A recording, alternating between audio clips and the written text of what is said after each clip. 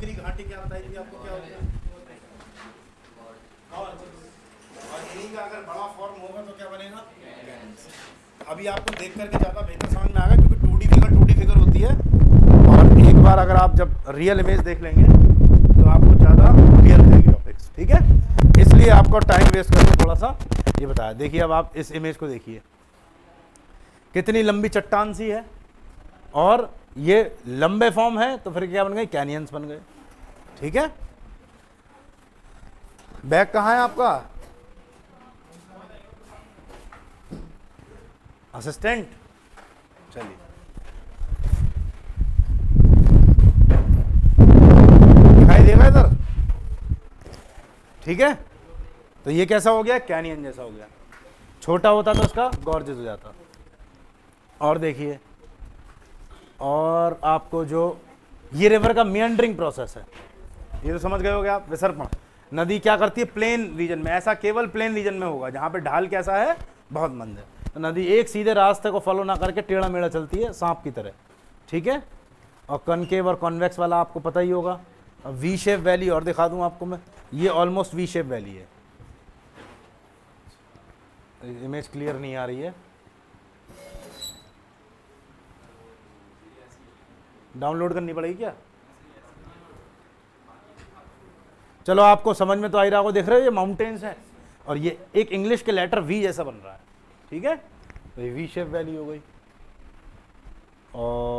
और क्या क्या बताया था आपको? कैनियंस, और वो बता ही दिए। ऑक्सबो लेक है ना, ऑक्सबो लेक का और दिखा देता हूँ आपको,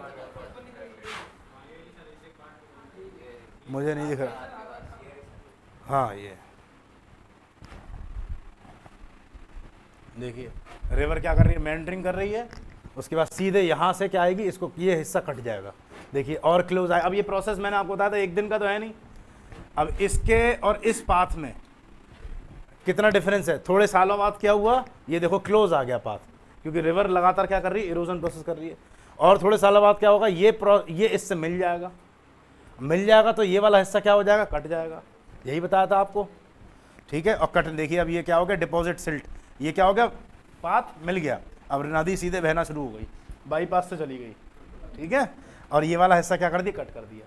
अब ये थोड़े दिनों बाद, कई सालों बाद क्या हो जाएगा? यहाँ पे सैंड सिल्ट आ गया और इसमें पानी भरा रह गया, तो ये क्या बन गया? एक ऑक्सबो बन गया। तो बिहार में हमको, इवन नॉर्दर्न हिमालय साइड में भी हमको ऐसे दिखते हैं, ठीक है? कश्मीर वैली में, घाटी में दिखेगा, पर्वतों में नहीं दिखेगा, वैली साइड में, ठीक है? तो ऑक्सबो का एग्जाम्पल हो गया। और क्या था? रिवर मियंडरिंग तो दिखा दिया आपको, बता ही दिया था, ठीक है? देख रहे हो कितना बड़ा कैनियन है? ये इमेज दिख रही है आपको, ग्रैंड कैनियन, और यू टर्न लिया रिवर ने। ऐसे यू टर्न हमारी ब्रह्मपुत्र रिवर लेती, जब इंडियन ज्योग्राफी पढ़ाऊंगा तब आपको बताऊंगा।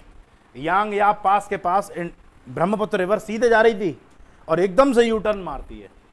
तभी तो चाइना के लोग थोड़े से हम लोगों से दुखी रहते हैं कि बताइए, सीधे चाइना में आती, चाइना का स्टेट वहाँ पे यूनान पड़ता, चाइना में जाती तो ब्रह्मपुत्र के पानी से वहाँ पे लोग और अच्छे चावल और गेहूं कर पाते, लेकिन यू टर्न मार करके सीधे इंडिया में एंटर।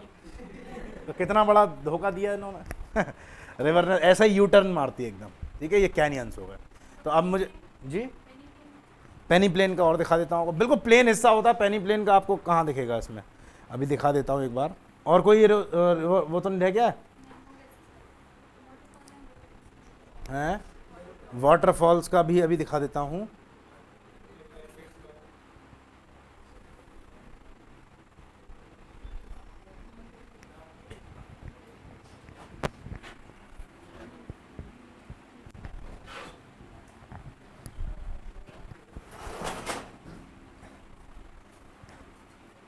इसको बंद कर दीजिएगा।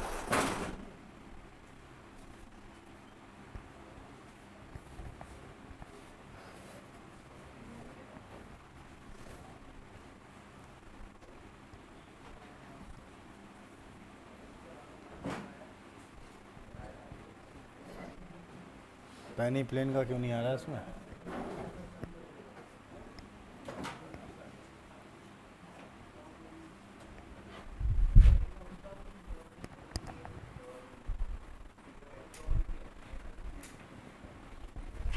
एकदम प्लेन मैदान सा आ गया। ये पेनी प्लेन का एक एग्जाम्पल है आपके सामने, ठीक है। साउथ समरलैंड पेनी प्लेन, ये साउथ अमेरिका के एग्जाम्पल दे रखे हैं। पेनी प्लेन एक मैंने आपको बताया ना, बिल्कुल लास्ट स्टेज होती है जो मैदान क्षेत्र बन जाता है। और क्या रह गया था? वाटरफॉल्स तो आपने देखे ही हैं यार, वाटरफॉल तो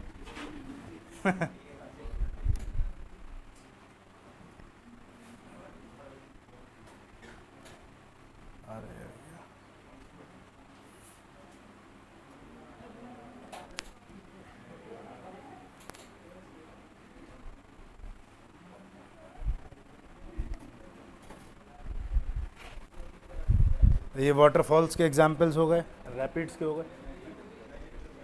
क्लास नहीं मानोगे तुम मोहित, इधर देखिए वाटरफॉल के एग्जाम्पल्स। फिर बाद में कहोगे ये चीज़ एक नई बात ही लेकर के आते हो। ये सब वाटरफॉल्स हैं, ठीक है। और ये सबसे बेस्ट एग्जाम्पल है वाटरफॉल का। अगर जैसे ये वाला डायग्राम तो हम नहीं बना सकते 2D फिगर का, मैंने बताई थी आपको, हार्ड रॉक ऊपर होगी और नीचे होगी सॉफ्ट रॉक, बताई थी आपको ये बात।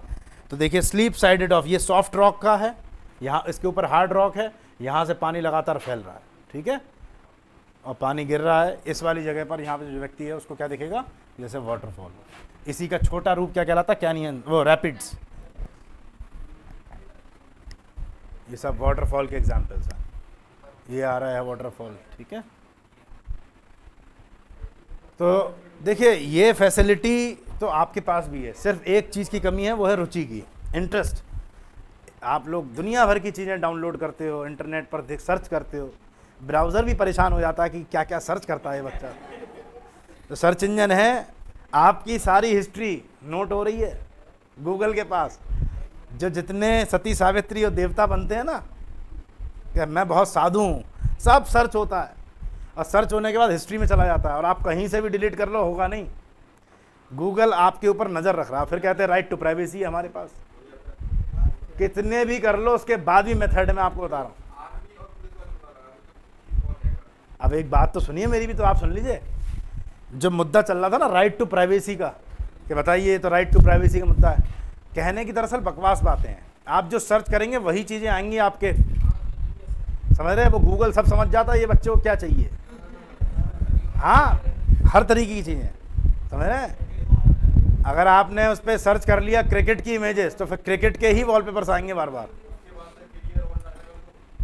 उसके बाद भी आएंगे। अरे आप कुछ भी कर लीजिए, मैं बता रहा हूँ, एक आप पे तीसरी आंख है, गूगल आपके बारे में सब जानता है, कितनी चीज़ें आप सर्च कर रहे हैं, क्या कर रहे हैं। कभी भी गूगल पे आप गलती से भी 3-4 चीज़ें मत सर्च करना, जैसे बॉम्ब बनाने की एक्टिविटी, समझ रहे हो? तुरंत फिर मालूम पड़े आ जाए ना ये वाले, ठीक है, बोले हाँ भैया तुम कोई पाकिस्तानी रह रहा है क्या यहाँ पे किराए पर दिल्ली में? तो ऐसे ही सर्च करते पकड़ते हैं कि कैसे बनाया जाता है यूरेनियम का, एनरिचमेंट कैसे करते हैं, ये सब चीज़ें। और बहुत सारी चीज़ें हैं जो मैं सार्वजनिक रूप से नहीं बोल सकता हूँ, लेकिन ऐसी चीज़ें सर्च नहीं करनी चाहिए, ठीक है। अब ये पढ़ लिया था हमने, और क्या पढ़ा था? बस इतना ही पढ़ पाए थे, तो आपने ये देख लिया। उसके बाद मैं आपको कुछ इमेजेस और दिखा रहा हूँ, और उनके बारे में फिर अभी मैं लिखवा दूंगा, ठीक है। तो आगे ही कार्रवाई करते ना, जिससे बार बार इसका कोई भरोसा नहीं है कब तक चलेगा इंटरनेट। तो देखिए अब डिपोजिशनल लैंडफॉर्म्स है ना,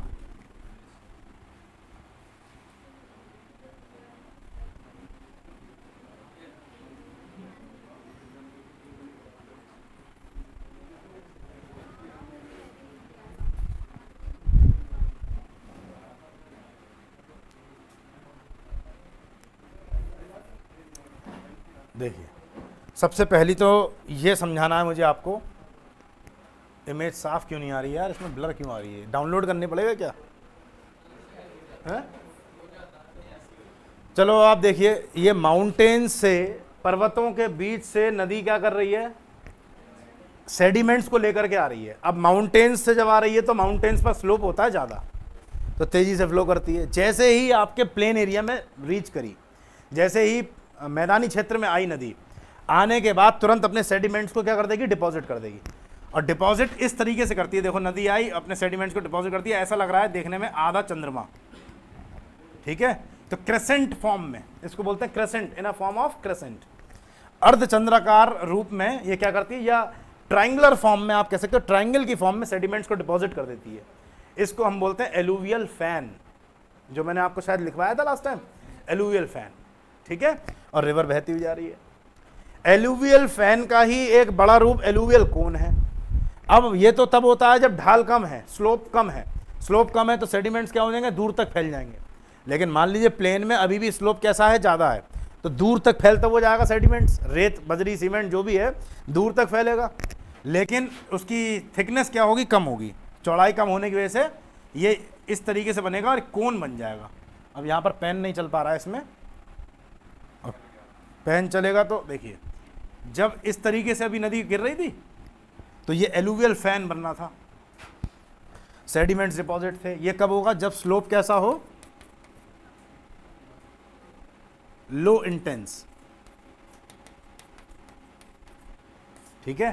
ढाल मंद होने पर, ढाल मंद है तो बहुत दूर तक फैल जाएंगे सेडिमेंट्स, और नदी बहती हुई चली जा रही है, इसमें से सेडिमेंट फैल गया। ये एलुवियल फैन कहला, पंखे जैसा, तभी इसको फैन शब्द दिया गया है। और एलुवियल का मतलब ही होता है कि नदी के द्वारा लाए गए सेडिमेंट्स, ठीक है। अब मान लीजिए अगर ढाल अगर ज़्यादा होगा, स्लोप अगर ज़्यादा है, तो क्या होगा, ये फैन कुछ कम चौड़ा बन पाएगा, इसके कंपैरिजन में कम चौड़ा है, तो ये कोन जैसी स्ट्रक्चर हो गई ना ऑलमोस्ट, तो इसको एलुवियल कोन बोलते हैं। तो माउंटेन से निकलते वक्त, जब माउंटेन से रिवर प्लेन एरिया में एंटर करती है, तो एंटर करने के बाद अपने सेडिमेंट्स को डिपॉजिट कर देती है। जब ढाल कम होता है, स्लोप इंटेंस नहीं होता है, तब सेडिमेंट्स दूर तक फैल जाते हैं, और ऐसे फैलते हैं जैसे आधा चंद्रमा बन गया हो, उस क्रेसेंट फॉर्म, आधा चंद्रमा बन गया हो, उसको हम क्या बोलते हैं, एलुवियल फैन। और यही जब स्लोप कैसा होगा, थोड़ा इंटेंस स्लोप होगा, स्टीप स्लोप होगा, तो ऐसे में ये चंद्रमा ना बन करके एक कोन जैसी स्ट्रक्चर बनती है, जिसको हम क्या बोलते हैं, एलुवियल कोन। तो ये दो फॉर्म समझ में आ गई, आपने अपने देख ही ली। नेक्स्ट और क्या लिखवाया था मैंने आपको डिपोजिशनल में, फ्लड प्लेन। फ्लड प्लेन तो अभी दिखा दूंगा मैं, और छोड़िए। और उसके बाद डेल्टास। तो डेल्टास आपने देखे हुए होंगे, और एक बार मैं फिर से दिखा देता हूँ आपको डेल्टा। ये बैक यहाँ से जाएंगे ना, ये प्रेस बैक एग्जिट।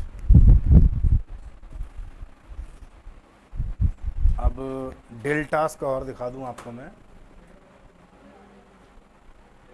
देखो एलुवियल फैन का दिखाई दे रहा है आपको ये इमेज, तो जैसे आधा चंद्रमा सा बन गया हो, ठीक है।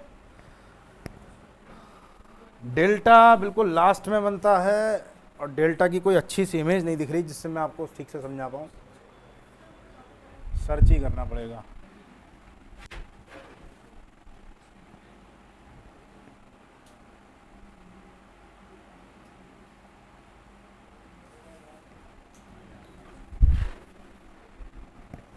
देखिए इस तरीके से, अब ये आप ये ज़्यादा बेहतर है। जब लास्ट स्टेज पे रिवर पहुंच जाती है, गिरने वाली है समुद्र में, किसी झील में, तो किसी जब गिरते वक्त होती है, लास्ट में जब वो पहुंचेगी तो वहाँ पर बहुत ही कम स्लोप होता है, जिस वजह से रिवर अपने सारे सेडिमेंट्स को यहाँ पर डिपॉजिट कर देती है और कई सारे भागों में बट जाती है, तो रिवर बट जाती है। इसको बोलते हैं रिवर का डिस्ट्रीब्यूशन हो जाना। अब ये जो मैदान बन गया, ये ना तो बिल्कुल सॉलिड है और ना ही एकदम लिक्विड स्टेट में, तो ये हल्का सा दलदली होता है, स्वैम्पी लैंड जैसी हो गई, और ये बहुत फर्टाइल लैंड होती है, ठीक है। इस स्टेज को हम क्या बोलते हैं, डेल्टा। तो नदी का मुहाना, नदी अपने माउथ से पहले जहाँ पर अपना पानी छोड़ती है, लास्ट में जब नदी की अंतिम अवस्था होती है, उससे पहले डेल्टा का फॉर्मेशन होता है। और डेल्टा फॉर्मेशन करता कौन है, सारे सेडिमेंट जो आखिरी में सेडिमेंट्स आए। अब क्या यहाँ पे बजरी और पत्थर मिलेंगे, नहीं, क्या मिलेंगे, बहुत बारीक मिट्टी, मड, तो मृतिका मड जैसी पंख मिलते हैं यहाँ पर बहुत, क्योंकि घिसते घिसते रिवर कहाँ तक पहुँच गई, लास्ट में, ठीक है। तो ये सारे डेल्टा की इमेजेस हैं, देख रही है आप डेल्टास। दुनिया के सबसे बड़े डेल्टा में से एक सुंदरबन डेल्टा आप एग्जाम्पल में देखते ही हो। किसने बनाया राजदर्शन जी सुंदरबन डेल्टा, कौन सी नदी ने बनाया है? ब्रह्मपुत्र। तो गंगा ब्रह्मपुत्र का जो डेल्टा है वो सुंदरबन डेल्टा कहलाता है। यह वर्ल्ड के फेमस डेल्टाज में बहुत फर्टाइल लैंड है। मिसिसिपी का डेल्टा, मिसिसिपी मिसौरी का, ये आपको यूएसए में मिलेगा, ठीक है। बहुत फर्टाइल लैंड होती है डेल्टा वाली, ठीक है। और बाकी अब मैं आपको अब चल रहा है फिलहाल तो ये ठीक से, मैं आपको बताता रहूँगा साइड बाय साइड में, ठीक है। तब तक हम पढ़ते हैं इसको। नेक्स्ट, तो आपने लास्ट क्या पढ़ लिया, अब क्या लिखना हमको? मन नहीं है आज आपका पढ़ने में, ध्यान उधर ही है। क्या पढ़ना था? एलुवियल फैन और एलुवियल कोन। तो जल्दी से लिख लीजिए फटाफट एलुवियल फैन के बारे में। नदी के द्वारा लाए गए अवसाद एलुवियल फैन में, नदी के द्वारा लाए गए अवसाद, नदी के द्वारा लाए गए अवसाद जब पर्वतीय भाग से निकलकर, नदी के द्वारा लाए गए अवसाद जब पर्वतीय भाग से निकलकर मैदानी भाग में प्रवेश करते हैं, जब पर्वतीय भाग से निकलकर मैदानी भाग में प्रवेश करते हैं,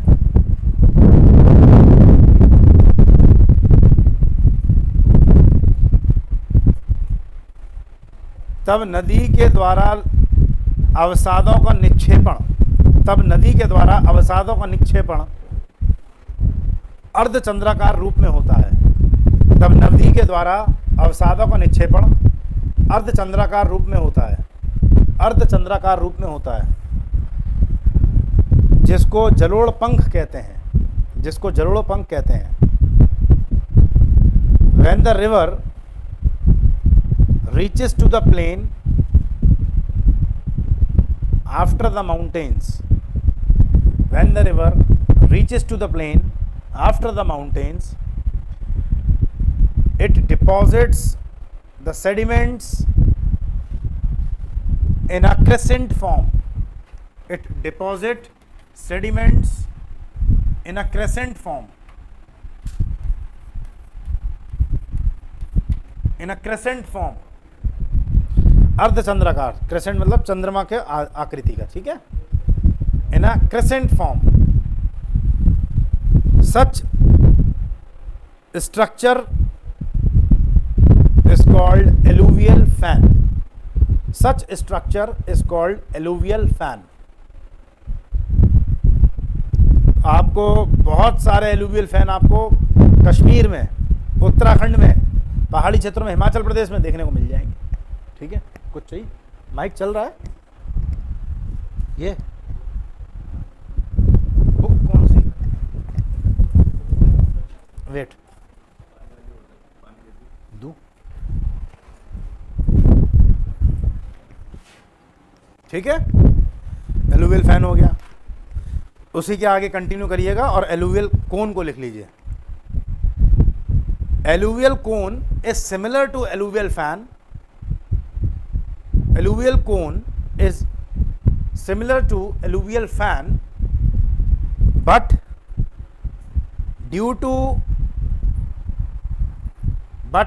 due to intense slope, the sediments are not deposited. But due to intense slope, the sediments are not deposited. Intense slope, the sediments are not deposited to the wider area. To the wider area. Sediments are not deposited to the wider area. ठीक है? Thank you. इसे बंद कर देना। English में क्या लिखा था अभी आपने स्टार्टिंग में? It is similar to the alluvial. हाँ लिखिए अब हिंदी में। जलोढ़क शंकु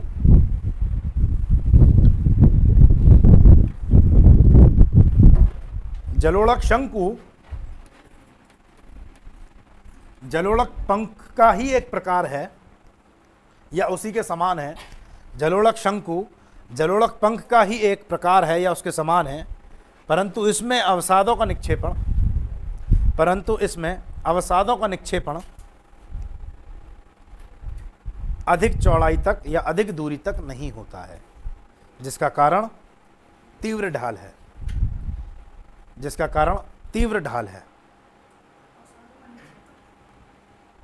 अवसादों का निक्षेपण अधिक दूरी तक नहीं होता है, जिसका कारण तीव्र ढाल है। अब मैंने आपको रीज़न भी लिखवा दिया है, कहीं स्टेटमेंट और रीज़न की फॉर्म में आ जाए तो आप उसको एक्सप्लेन कर सकते हो, अपना स्टेटमेंट को एलिमिनेट कर सकते हो कि सही क्या है गलत क्या है, ठीक है। अब आ जाइए नेक्स्ट, कौन सी लैंड फॉर्म लिखवाई थी?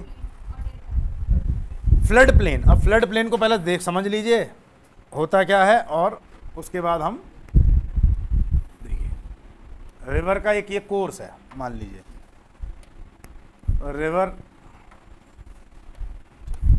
इस रास्ते पर बह रही है, इस तरीके से रिवर के कोर्स पर। जब बाढ़ आती है तो पानी मैदानी क्षेत्र में, केवल मैं प्लेन्स की बात कर रहा हूँ, तो फ्लड प्लेन कहाँ बनेगा? प्लेन्स में। तो नाम ही है फ्लड प्लेन, बाढ़ का मैदान। जब बाढ़ आएगी तो गहराई बढ़ेगी या चौड़ाई बढ़ेगी मैदान में? चौड़ाई बढ़ेगी, यह बात आप जानते हैं। तो रिवर अपने पार्श्व ढालों का कटान करती है, लेटरल इरोजन करती है। तो इस तरफ इरोजन करना शुरू कर देगी रिवर, और इरोजन कर देगी तो जो ओरिजिनल कोर्स था वो मैंने ब्लैक कलर से दिखाया है, और आफ्टर फ्लड, बाढ़ के बाद अब ये वाला हिस्सा हो जाएगा, अधिक चौड़ाई तक हो गई। अब नदी यहाँ भी बहना शुरू हो गई, ठीक है, बाढ़ के समय, मानसून के समय मान लिया। अब फिर बरसात के बाद फिर क्या हो जाएगा? फिर सूखा पड़ेगा, बरसात कम हो जाएगी, तो रिवर का वाटर वॉल्यूम फिर से कम हो जाएगा, और कम हो जाएगा तो अपने ओरिजिनल वाले पाथ में चली जाएगी रिवर। लेकिन जब इस वाले पाथ में गई थी, हाँ जी, जोर से बोलिए।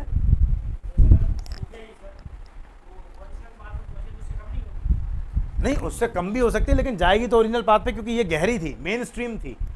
अब क्या हो रहा है, नदी का पानी कम हो रहा, जल स्तर कम हो रहा, तो इधर की ओर वापस आएगा ना, इधर थोड़ी चला जाएगा, क्योंकि ढाल तो इसी तरफ था ना। तो क्या होगी, रिवर फिर अपने इस पाथ पे आ गई, ओरिजिनल पाथ पर। जिस पाथ पर आई है और जो पाथ को छोड़ के आई है यहाँ पर, लेकिन अपने सेडिमेंट्स को छोड़ जाएगी। पानी ही तो सिकुड़ेगा, सेडिमेंट्स थोड़ी सिकुड़ते हैं, अवसाद नहीं सिकुड़ते हैं। तो यहाँ पर बालू आपको देखने को मिल जाएगी, सैंड, सिल्ट, क्ले आपको देखने को मिलेगा। तो ये जो प्लेन बन गया, इसी को बोलते हैं बाढ़ का मैदान। अब प्लेन एरिया है ना, सेडिमेंट डिपॉजिट हो गए, तो किसने बनाया बाढ़ का मैदान? नदी ने। ये तो सोचने वाली बात नहीं है, बाढ़ नदी में ही आती है। ये मत कहना कि आंधी की बाढ़ आ गई या हवा की बाढ़ आ गई, या आप ये कह सकते हैं बोले ग्लेशियर इतना पिघल गया कि बाढ़ आ गई, ऐसा नहीं है, ठीक है। तो यहाँ पर क्या है, ये आपका बाढ़ का मैदान बन गया, तो ये फ्लड प्लेन हो गया, फ्लड प्लेन।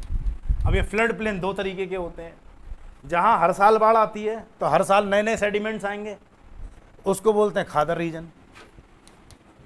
खादर, हिंदी में भी इस तरीके से खादर रीजन। तो ये कैसा है, न्यू एलुवियल, इसको न्यू एलुवियल लिख सकते हैं, न्यू एलुवियल, नए जलोढ़क, हर साल नए आ रहे हैं। तो जैसे अब आप दिल्ली जब आए हैं, अपने घर से आए तो यमुना का पुल जरूर पार किया होगा आपने, ठीक है। तो यमुना का जब पुल पार किया, लेकिन अगर आप इधर राजस्थान साइड से आ रहे हैं तो यमुना नहीं पड़ेगी, तो बोले हमें तो मिली नहीं यमुना, तो यहाँ से नहीं, इधर में अगर आप यूपी से, बिहार से या मध्य प्रदेश की साइड से आ रहे हैं तो यमुना का पुल मिलेगा आपको।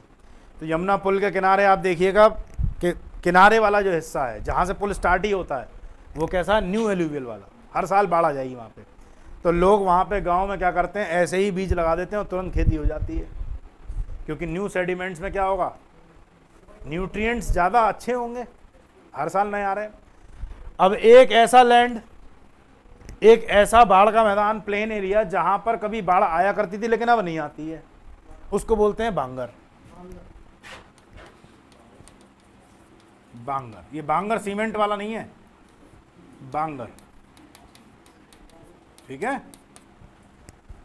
तो बांगर इज अ ओल्ड एलुवियल, ये कैसा है, ओल्ड एलुवियल, पुराने जलोढ़क हैं।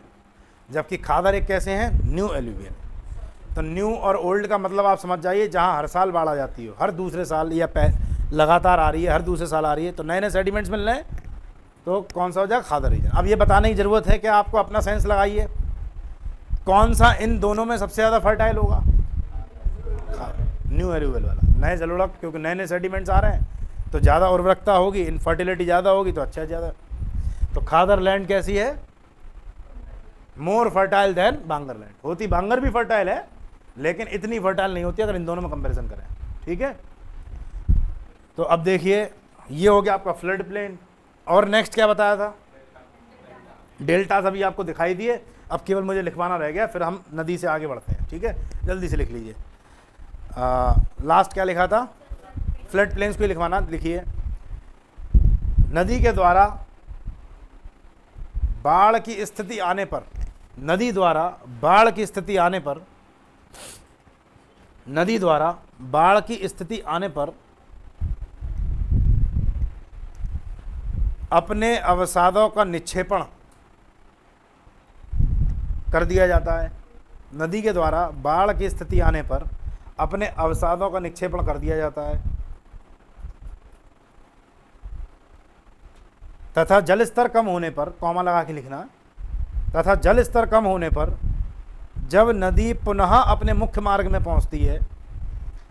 मैं बहुत सिंपल लैंग्वेज में लिखवा रहा हूँ, यही बड़ी डेफिनेशन जो है ना टिपिकल सी लिखी होती है बुक्स में, लेकिन अब एक बार आपने सिंपल फॉर्म में समझ लिया, अब आप रेफरेंस बुक कोई भी फॉलो कर सकते हो, आपको सब समझ में आएगा कि क्या मीनिंग है इस बात का। तथा जल स्तर कम होने पर नदी द्वारा पुनः अपने मार्ग में पहुंचने पे छूटा हुआ भाग बाढ़ का मैदान कहलाता है। छूटा हुआ भाग बाढ़ का मैदान कहलाता है। ये दो प्रकार के होते हैं, खादर और बांगर। खादर लिख लीजिएगा पुराना जलोढ़क, खादर को पुराने जलोढ़क,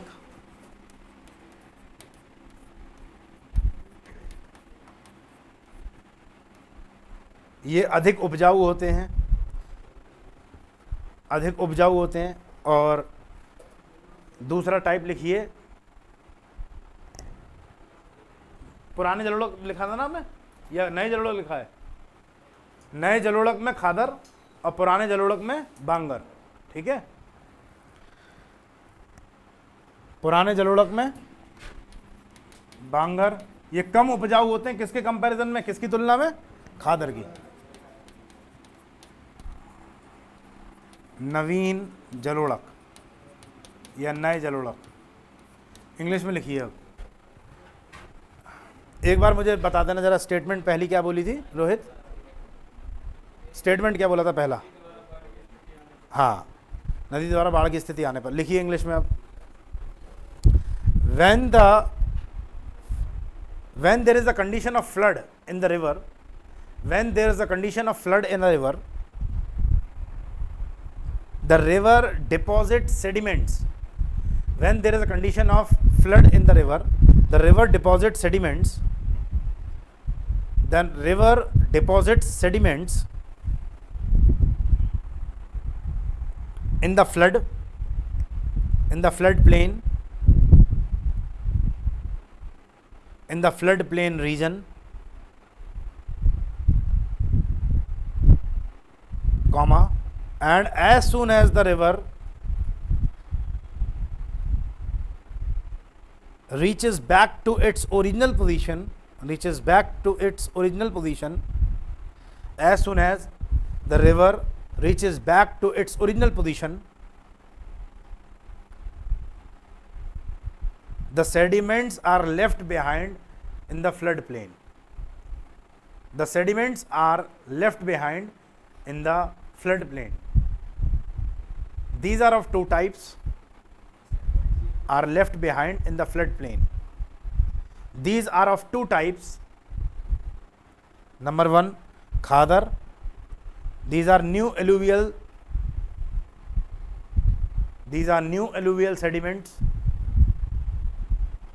खादर में लिखिए these are new alluvial sediments, और बांगर में लिख लीजिए ओल्ड एलुवियल। खादर वाले में एक बात और लिख लेना, these are more fertile than comparatively to Bangar.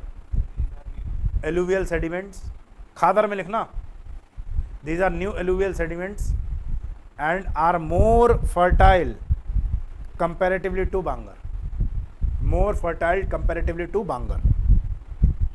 Okay. और दूसरा बांगर वाले में लिख लीजिए these are old sediments, old alluvial sediments, these are old alluvial sediments. ठीक है, दिस इज फर्टाइल लैंड, ये भी एक फर्टाइल लैंड है, लेकिन इन दोनों में कंपेयर करें तो वो ज़्यादा है। कुछ छूटा तो नहीं आपका? बता दीजिए, मैं रिपीट कर दूंगा। अब आपने फ्लड प्लेन भी कर लिया, अब कौन सी बची?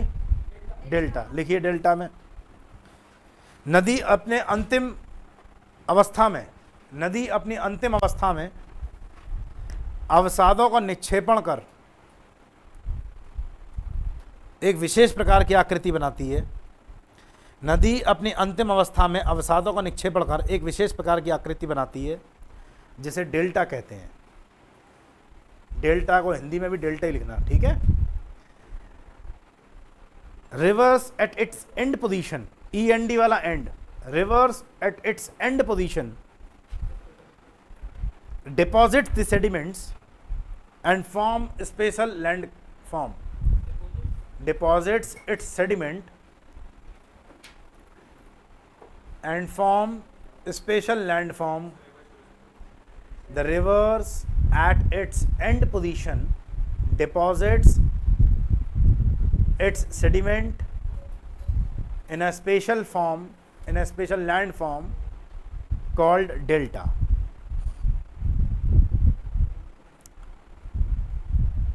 In this structure, the slope is towards the sea or a lake. In this structure, the slope is towards the sea or the lake.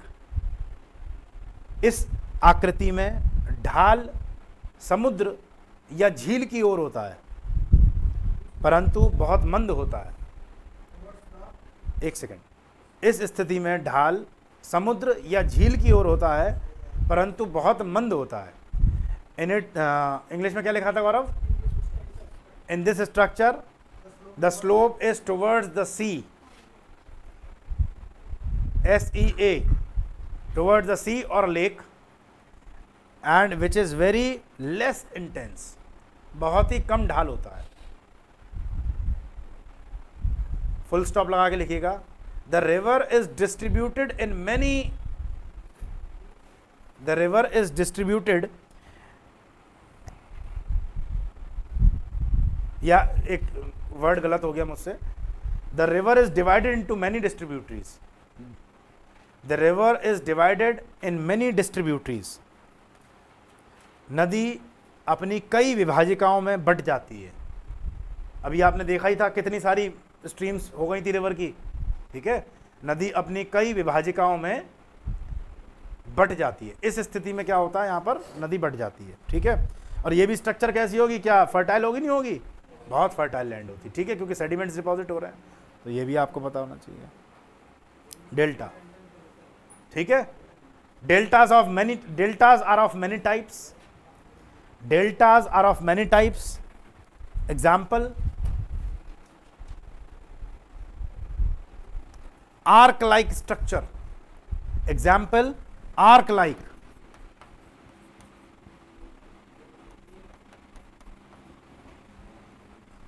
Delta कई प्रकार के होते हैं। पहला चापाकार, arc like structure, comma, bird foot like, bird foot like, पंजाकार, पक्षी के पंजाकार,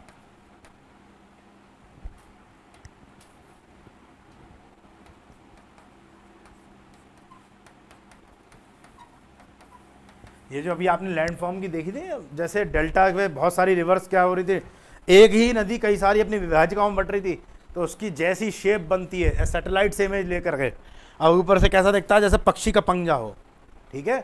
तो बर्ड के फुट जैसा, जैसे मिसिसिपी रिवर का, ठीक है, अमेजॉन नदी का, इनके कैसे, मतलब बर्ड फुट लाइक, एक आर्क लाइक, कॉमा लगा के लिखिए डेंड्राइटिक फॉर्म, डेंड्राइटिक फॉर्म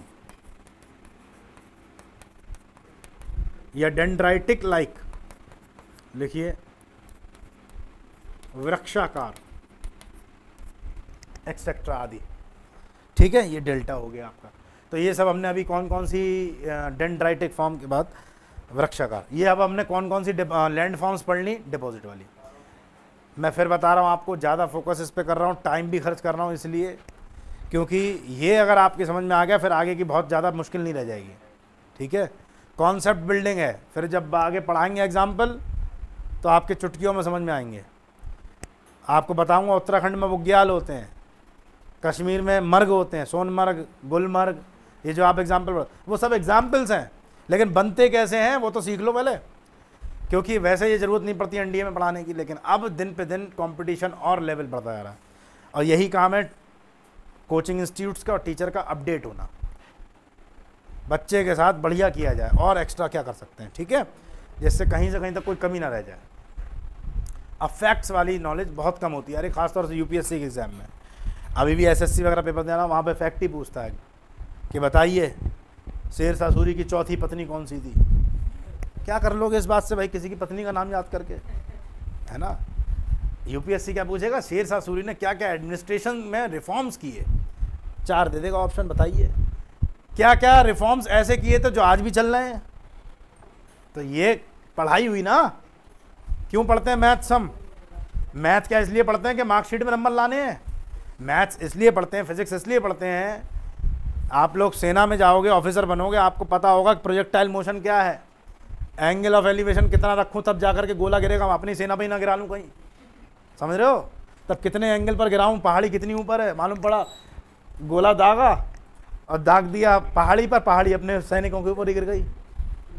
तो समझ होनी चाहिए ना, उसको बोलते हैं प्रैक्टिकल नॉलेज। पहले थ्योरी पढ़ के आइए, फिर प्रैक्टिकल पे अप्लाई करिए। मैथमेटिक्स इसलिए पढ़ी जाती है कि कहीं पुल बनाने का काम दे दिया तो तुम्हें पता तो होना चाहिए कि कितने डिफरेंस पे मैं बार बनाऊं, कितने डिफरेंस पे मैं क्या रखूं, कितना एंगल रहेगा क्या नहीं रहेगा, तब तो आपकी समझ है।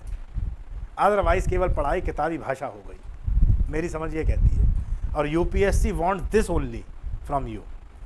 यूपीएससी को केवल एक ऐसा व्यक्ति चाहिए जो सोचने वाला प्राणी हो, रटने वाला ना हो। दोनों तरह की पढ़ाई चलती है इंडिया में, रटने वाली भी चल रही है अभी और सोचने वाली भी चल रही है, ठीक है। तो हायर कंपटीशन में आप जा रहे हैं, ऑफिसर बनाएगा आपको, सैनिक नहीं बनाएगा, ठीक है।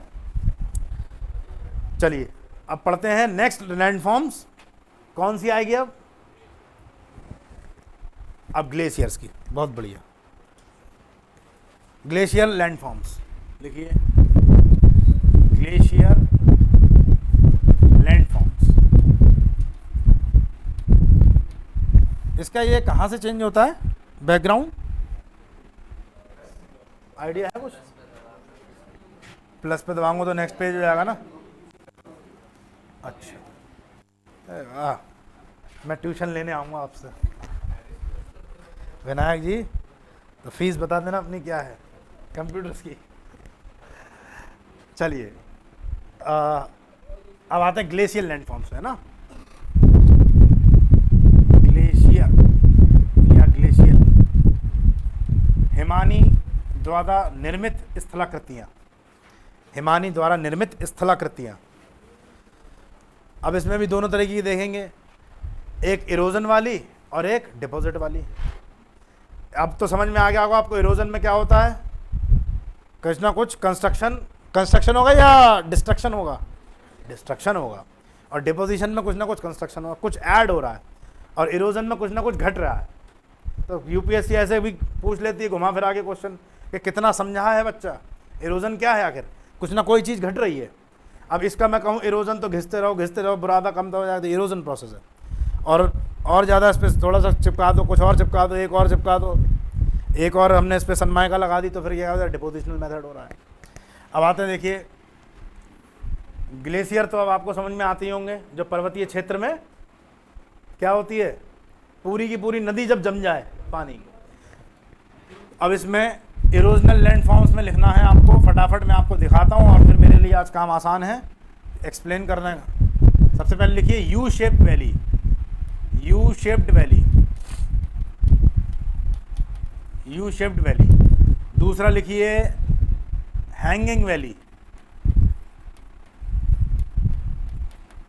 हिंदी में लिखिए यू आकार की घाटी, लटकती हुई घाटी, हैंगिंग वैली या झूलती घाटी, दोनों ही नाम आते हैं हिंदी में, ठीक है, लटकती घाटी या झूलती हुई घाटी। एनसीईआरटी में तो आपको ये वर्ड मिलेगा। तीसरा लिखिए सर्क, CIRQUE, सर्क। सर्क को जबरदस्ती ट्रांसलेट मत करना हिंदी में, बहुत अजीब सा नाम आएगा, जर्मन वर्ड्स है। उसके बाद लिखिए एरीट, ये एरीट पर क्वेश्चन आया है आप ही के एनडीए में। एरीट नेक्स्ट लिखिए हॉर्न। हॉर्न को इस तरीके से लिख के आ जाए हॉर्न, या हिंदी में बोलते हैं श्रृंग। श्रृंग, ठीक है। Horn, arete, cirque, hanging valley, U shape valley, फ्यॉर्ड।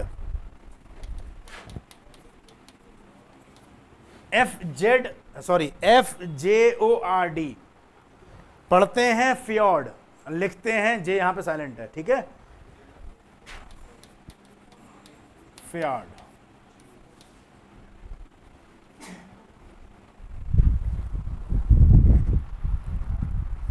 वो छोड़ो, बहुत काम का नहीं है।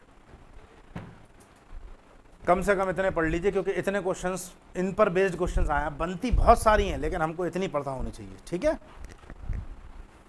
U shaped valley, hanging valleys क्या होती हैं, सर्क क्या होता है, एरीट क्या होता है, हॉर्न क्या होता है, फ्यॉर्ड, इतनी स्ट्रक्चर्स को अब हम देखने जा रहे हैं, ठीक है। तो देखिए, अब सबसे पहले नदी ने एक स्ट्रक्चर बनाई थी, वी शेप वैली, याद आया रिवर का।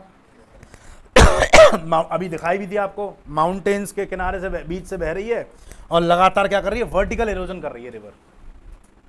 बहुत ज़्यादा ठंडे इलाकों में क्या होता है, ये नदियाँ जम जाती हैं, जैसा कि आपको कश्मीर में देखने को मिलेगा, ठीक है। अमरनाथ की जब यात्रा होती है मई जून के महीने में, तब ये आपको पिघली हुई अवस्था में दिखता है, समझ रहे हैं, तब आपको मेल्टेड फॉर्म में दिखेगा, तभी यात्रा संभव है। दिसंबर जनवरी के महीने में आप यात्रा नहीं कर सकते, क्यों? क्योंकि सारी की सारी वैली जो है वो जम जाती है पानी उससे, बर्फ़ से। अब होता क्या है, देखिए, ये तो हो गई वी शेप वैली, रिवर ने बनाई थी। अब यहाँ बीच से क्या था, रिवर बह रही थी इसमें से, ये तो आपको याद ही आ रहा होगा स्ट्रक्चर। अब क्या होता है, ये पूरी की पूरी नदी बह गई। अब ये रिवर जब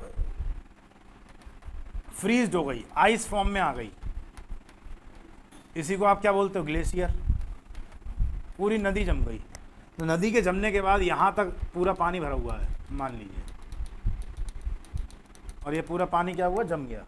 तो लगातार प्रेशर लग रहा होगा, नहीं लग रहा होगा, बर्फ़ तो प्रेशर लगाएगी, तो ये प्रेशर लगाने से ये वाला हिस्सा क्या होगा, ये पॉइंट इरोजन होगा, इस वाले पॉइंट पे भी इरोजन होगा, इस वाले पॉइंट पे भी होगा, इस वाले पे भी होगा, ऐसे ही इसी तरीके से सभी पॉइंट्स पर क्या होगा, इरोजन हो रहा होगा। तो यही वी क्या है, कुछ ऐसा नहीं बन जाएगा, इरोजन होकर के घट जाएगा, तो वी किस में कन्वर्ट हो जाएगा, यू में। देखिए फिर से समझिए मेरी बात, समझ आई ये बात, नहीं आई थोड़ी बहुत।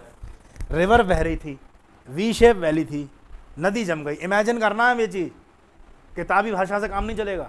नदी जम गई, जमने के बाद बर्फ़ लगातार क्या कर रही होगी, प्रेशर लगा रही होगी हर तरफ से, तो हर तरफ से प्रेशर लगा रही है, तो ये वाला हिस्सा क्या हुआ, इरोजन हो गया, तो थोड़ी गहरी हो गई घाटी, और इस वाले हिस्से को भी इरोजन कर दिया, ये भी गहरी हो गई। तो अब ये स्ट्रक्चर कैसी बन रही है, यू बन रही है।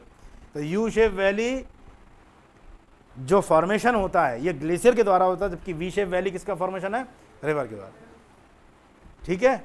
लेकिन दोनों के पीछे एक ही फैक्टर काम करता है, वो है पानी, ठीक है।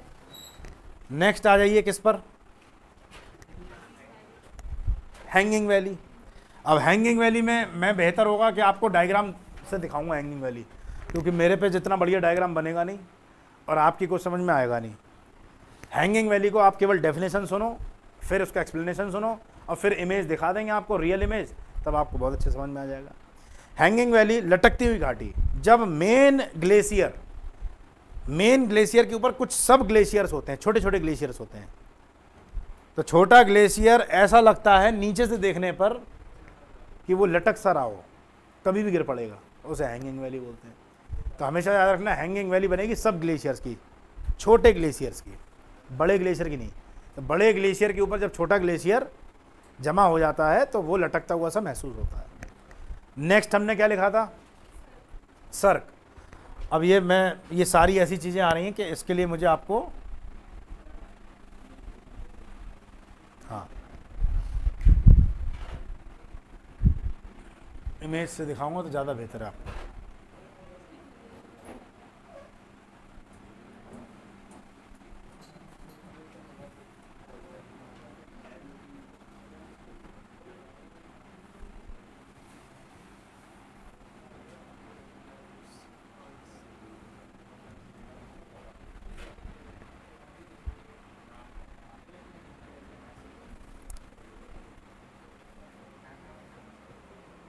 इस डायग्राम में भी सब है, लेकिन बहुत अच्छा दिखेगा नहीं इसमें, ऐसा लग रहा है देखने का।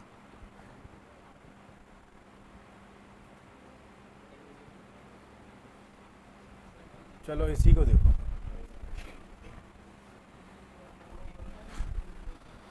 सबसे पहले अभी हमने सबसे पहला वाला कौन सा पढ़ा था, यू शेप वैली।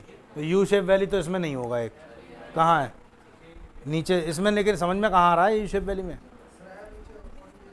उस वाली पीछे पिक्चर में था।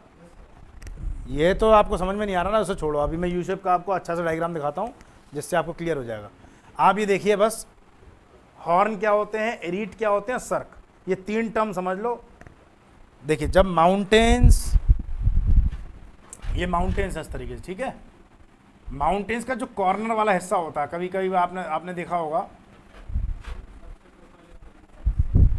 एक सेकेंड, कई बार ऐसा होता है कि माउंटेन्स ऐसे हैं और ये एक बीच में आ गया, तो ये जो बीच वाला कर्व वाला हिस्सा होता है ना, इसको क्या बोलते हैं, एरीट। एरीट, ये सब कर्व वाला स्ट्रक्चर क्या होता है, एरीट। जबकि ये कर्व के यहाँ पर बेस पे, यहाँ पे कई बार ऐसा ग्लेशियर जम जाता है, और ये ऐसा देखने से लगता है जैसे आराम वाली कुर्सी हो, जो आपने देखा होगा रेस्टिंग चेयर होती है ना, पीछे सर करके आराम से आराम फरमाते हैं, ऐसी ही ग्लेशियर यहाँ पे जम जाती है। तो इसकी एक आराम कुर्सी जैसी स्थलाकृति बनती है, जिसको हम सर्क बोलते हैं, CIRQUE, सर्क। अभी सर्क को देख लेंगे हम। जब ये सर्क पिघल जाए गर्मियों के समय, तो यही क्या बन जाएगी, झील बन जाएगी। तो इस तरीके की झील कहलाती है tarn lake, TARN, tarn lake. तो सर्क से बनती है टार्न लेक। अब UPSC ने CDS में क्वेश्चन पूछा है, where will you find tarn lakes, TARN, Hindi में भी इसी तरीके से, टार्न झीलें कहाँ पर मिलेंगी, समुद्र किनारे मिलेंगी, मैदानी भाग में मिलेंगी, नदी अपना पानी जहाँ पर गिरा देती है वहाँ बनेगी, या पर्वतों में मिलेगी। तो हमेशा माउंटेन्स पर ही मिलेगी टार्न लेक। ग्लेशियर तो माउंटेन्स पर ही बनेंगे ना, तो समझने वाला है ये टॉपिक। ग्लेशियर जब सर्क्स पिघल जाते हैं तो इसी की क्या बन जाती है। अब आपको कश्मीर में बहुत सारी देखेंगे, जैसे वेरीनाग झील, जिससे आपकी झेलम नदी निकलती है। झेलम रिवर आपने सुना होगा, इंडस की एक ट्रिब्यूटरी है। तो झेलम का जहाँ से निकलती है वो टार्न लेक का एग्जाम्पल है। कनाडा में बहुत सारे एग्जाम्पल हैं, स्कैंडिनेवियन देशों में बहुत सारे एग्जाम्पल हैं, नॉर्वे, स्वीडन, फिनलैंड, डेनमार्क, बहुत सारे एग्जाम्पल। इवन ग्रीनलैंड पर आपको बहुत सारे ऐसे एग्जाम्पल मिल जाएंगे टार्न लेक के होंगे। तो सर्क्स क्या होते हैं, नुकीली आकृति, जहाँ पर माउंटेन्स के दो कोर मिलते हैं। सॉरी, एरीट। एरीट क्या है, जहाँ पर दो माउंटेन के कॉर्नर्स मिलते हैं। सर्क क्या है, एक किसी हिमानी पर, यहाँ पे किसी हिमानी का जम जाना। और हॉर्न क्या होता है, जहाँ पर सारे के सारे एरीट ऊपर इकट्ठे हो रहे हैं, उसको बोलते हैं हॉर्न। श्रृंग, ऐसा लगता है जैसे किसी का सींग निकल आया हो, तो इसीलिए हॉर्न की उपाधि दे दी गई। अब इसको इमेज में देख लेते हैं, जिससे आपको बेहतर समझ में आएगा। अब देखिए आप, ये दिख रहा है माउंटेन्स। अब माउंटेन्स का ये कॉर्नर वाला हिस्सा दिख रहा है, ये एरीट। अब पेन नहीं चल पाएगा इस पर, ऊपर से सेकंड, ये इस पे चल जाएगा। चलिए, अब ये क्या हो गया, आपके एरीट। ये सब एरीट्स हैं, ठीक है। ये सारे एरीट जो मैंने रेड कलर से बनाए हैं। और ग्रीन कलर से देखो हॉर्न, जहाँ सारे एरीट्स मिल रहे हैं वो ऊपर कैसा क्या कहला रहा है, जैसे सिंग निकल आया हो, ऐसे ये भी क्या हो गया, एक आपका हॉर्न, ठीक है ना। अब देखिए सर्क, एक पर्वतीय ढाल पर किसी, मैं ब्लू कलर से बना दे रहा हूँ, पर्वतीय ढाल पर क्या था, ये ग्लेशियर एक जम गया, ठीक है। तो वो ग्लेशियर जो जम गया उसे क्या बोलते हैं, सर्क। लेकिन जब ग्लेशियर पिघल गया गर्मियों में, तो उसी से एक झील बन गई, वो क्या बन गया, टार्न लेक। तो टार्न लिखा है यहाँ पर, टार्न लेक है ये टाइप है, नाम नहीं है किसी का। अब ऐसे टार्न लेक की टाइप की बहुत सारी लेक्स हो सकती हैं, एग्जाम्पल्स हैं हमारे पास वर्ल्ड में, ठीक है भैया जी, समझ में आई है बात। देखिए बाप, और देखिए एग्जाम्पल्स।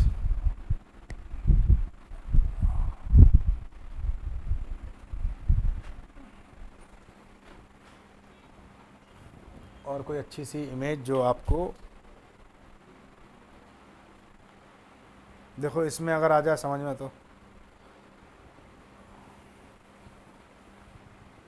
ये तो वैसे ही ब्लर आ रही है। सर्क्स, हॉर्न, एरीट दिखाई दे रहे हैं आपको? ये नहीं दिख रहे हैं, ब्लर है। क्या कर सकता हूँ मैं, टेक्नोलॉजी है, मेरे बस नहीं चलेगा इसके आगे। ठीक है। अच्छा एक टर्म और आई है इसमें, मोरैंस। मोरैंस पर आपके एनडीए में क्वेश्चन आया, एनडीए 1 में अभी पिछली बार, कि मोरैंस कहाँ मिलते हैं, वेयर विल यू फाइंड मोरैंस। तो इतना सही क्वेश्चन पूछा गया बस। मोरैन क्या होते हैं, हिमानी जलोढ़क को बोलते हैं मोरैंस। ग्लेशियर सेडिमेंट्स को, तो नदी के सेडिमेंट्स को मोरैन नहीं बोलेंगे, विंड के सेडिमेंट्स को निरोन मोरैंस नहीं बोल सकते, किसको बोलेंगे, केवल ग्लेशियर। जब ग्लेशियर के नीचे जो, ग्लेशियर ऊपर ऊपर होता है, नीचे नदी बह रही होती है ग्लेशियर में। कभी आप ग्लेशियर देखा है आपने कभी रियल लाइफ में? मैं तो ग्लेशियर पे चला भी हूँ। अमरनाथ जाइए, आपको बहुत सारे मिलेंगे वहाँ पर, कश्मीर में। मैं तो कई बार जा चुका हूँ भाई, बिल्कुल। हाँ बिल्कुल बिल्कुल सही कह रहे हो। कई बार ऐसा होता है आप चल रहे हो, बर्फ़ आपको लगेगा जैसे रोड जैसी है, एकदम से नीचे कट गया, तो बर्फ़ की चट्टान होती है वो, और नीचे नदी बह रही थी उसमें, समझ रहे? तो वो जो सेडिमेंट्स बनते हैं, तो ग्लेशियर के जो सेडिमेंट्स हैं वो मोरैंस कहलाते हैं। अब आपसे पेपर में जो एनडीए 1 में पेपर पूछा गया है, क्वेश्चन पूछा गया है कि where will you find moraines in India, तो हमेशा कहाँ मिलेंगे, हाई हिली एरिया पर या हाई माउंटेन्स पर, वो भी हिमालय में ही। ठीक है। मोरैंस आपको वेस्टर्न घाट पे नहीं मिलेंगे। क्या वेस्टर्न घाट पे ग्लेशियर मिलते हैं? या भारत के पर्वत तो बहुत सारे हैं, लेकिन क्या सभी पर्वतों पर मोरैंस मिलेंगे आपको, ग्लेशियर मिलेंगे? नहीं, केवल हिमालय वाले पे। और हिमालय में भी शिवालिक हिमालय पर नहीं मिलेंगे, लेसर हिमालय, ग्रेटर हिमालय, इनमें मिलेंगे। तो सबसे बड़े बड़े आपने कौन कौन से ग्लेशियर जैसे नाम सुने? सियाचिन ग्लेशियर। सियाचिन ग्लेशियर का नाम सुना होगा, दुनिया का सबसे ऊंचा युद्ध स्थल है। हमारी इंडियन आर्मी का सबसे ज़्यादा खर्चा उसी पर होता है। वाइट कलर की ड्रेस होती है आर्मी की वहाँ पर, देखे ही होंगे आपने। ठीक है। बालतोर ग्लेशियर है, हिस्पर ग्लेशियर है, ये सब ग्लेशियर्स हैं।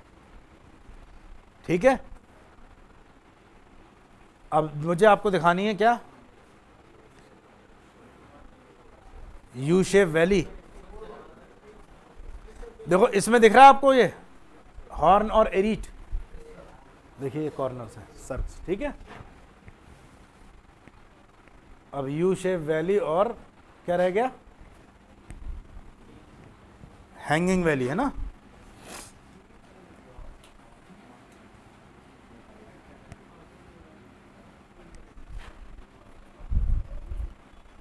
अब देखिए ये हो गई, ये ज़्यादा अच्छा सा आपको समझ में आएगा।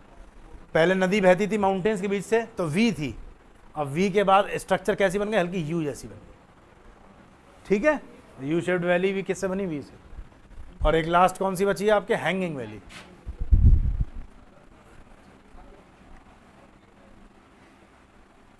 यूएसए में बहुत सारे एग्जाम्पल्स हैं हैंगिंग वैली के।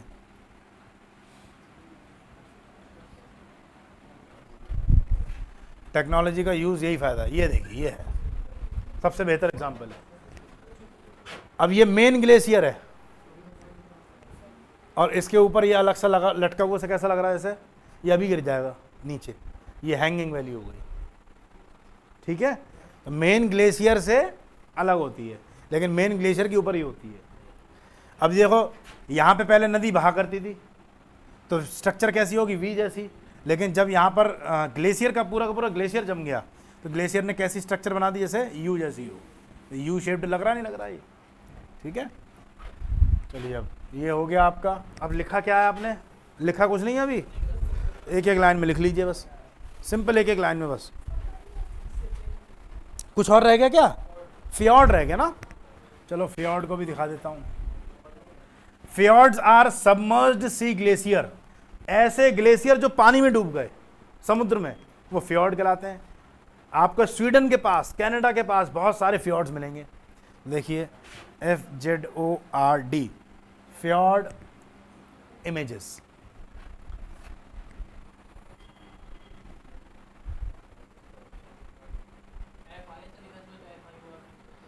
आपको बहुत सारे दोनों दिख जाएंगे नाम, FIO भी दिखेगा कई सारी बुक्स में, और NCERT को हम फॉलो करते हैं क्योंकि UPSC NCERT को FJORD लिखेगा। ठीक है, मैं समझ रहा था आप यही क्वेश्चन दागोगे, और आप देख लो अगर आप गलत कह रहा हूँ तो आप अपने सर्च कर लेना ये क्या लिखा है फिर, हैं? तो फिर मेरे पे भी थोड़ा सा भरोसा करो ना, कितने साल लगाए इसी काम पर मैंने। नहीं आप ठीक है अपनी आपकी बात, आपको दोनों नाम मिलेंगे लेकिन करेक्ट स्पेलिंग वही है। एनसीईआरटी में FJ लिख करके आएगा, इवन पेपर में भी FJ लिख के आएगा। अच्छा मैंने देखा नहीं, एक तो पास से दिखता नहीं है ना कोई। अब जैसे ये है, ये आपको, अब ये वैलीज के बीच में ये है, अब ये समुद्र में क्या हुआ, जब पूरा का पूरा ग्लेशियर जम जाए यहाँ पर, तो समुद्र में डूबा हुआ ग्लेशियर क्या कहलाएगा आपका, फ्योर्ड्स। अब इसकी फ्योर्ड बनने के बाद किसी देश की इकोनॉमी डाउन हो जाती है, कैसे,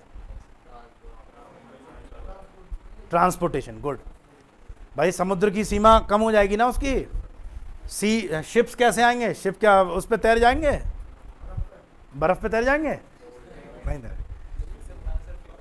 फिर से देखिए, अगर ग्लेशियर समुद्री सीमा के किनारे हो जाएगा, सी सबमर्ज्ड ग्लेशियर्स होंगे तो शिप नहीं चल पाएगा आगे, ठीक है, शिप नहीं चल पाएगा तो फिर कैसे ट्रेडिंग हो पाएगी किसी देश की, ठीक है।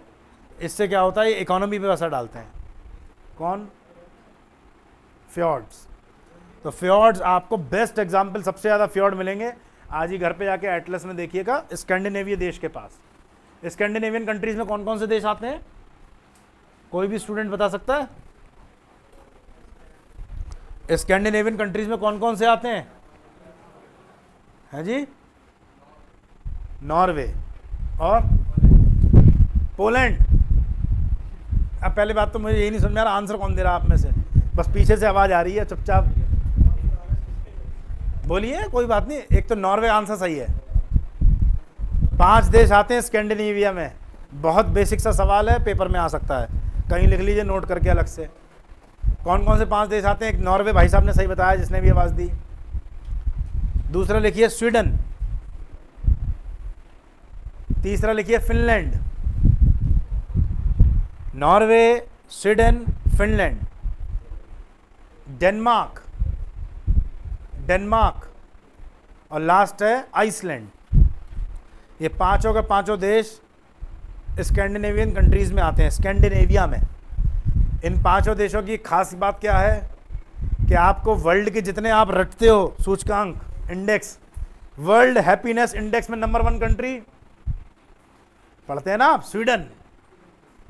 Corruption free country number 1 Denmark, number 1 पे डेनमार्क और न्यूजीलैंड के बीच में हमेशा कंपटीशन रहता है, ये इतने ज़्यादा बढ़िया हैं। स्कैंडिनेवियन में लिखिए आप नॉर्वे, स्वीडन, फिनलैंड, डेनमार्क और आइसलैंड, ठीक है।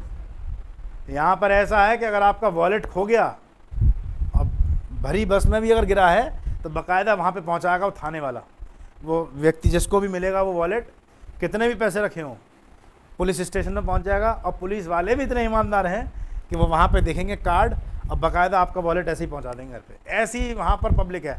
हमारे और आपके लिए कल्पना है, केवल एक इमेजिनेशंस हैं कि यार ऐसा भी हो सकता है क्या, लग रहा है स्वर्ग में यहीं रह रहे हैं, इंद्र के घर में रह रहे हैं, है ना। वहाँ वाकई में ऐसा है, बसेस, ट्रेन सब फ्री वहाँ पर सबके लिए, लेकिन वहाँ पे सारी जनता खुलेआम खुद आगे बढ़ के टैक्स देती है। और हमारे यहाँ टैक्स चोरी में सबसे आगे, सरकार को टैक्स ना देना, भाई सरकार को टैक्स मिलेगा उसी तो आपको सुविधाएं देगी, ऐसी कंट्रीज हैं।